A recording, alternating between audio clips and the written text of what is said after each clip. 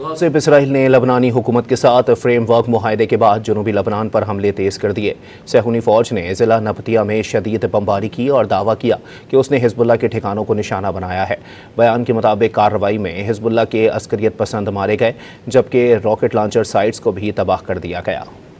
غاज़िब Israel ने लबनानी हुकूमत के साथ फ्रेम वर्क मुआहदे के बाद जनूबी लबनान पर हमले तेज़ कर दिए।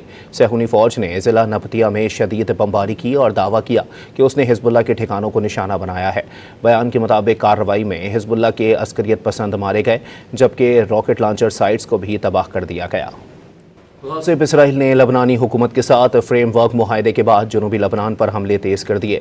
सहूनी फ़ौज ने ज़िला नबतिया में शदीद बमबारी की और दावा किया कि उसने हिज़्बुल्लाह के ठिकानों को निशाना बनाया है।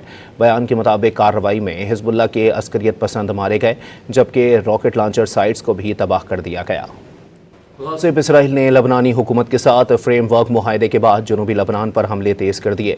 सहूनी फ़ौज ने ज़िला नबतिया में शदीद बमबारी की और दावा किया कि उसने हिज़्बुल्लाह के ठिकानों को निशाना बनाया है। बयान के मुताबिक कार्रवाई में हिज़्बुल्लाह के अस्करियत पसंद मारे गए, जबकि रॉकेट लॉन्चर साइट्स को भी तबाह कर दिया गया।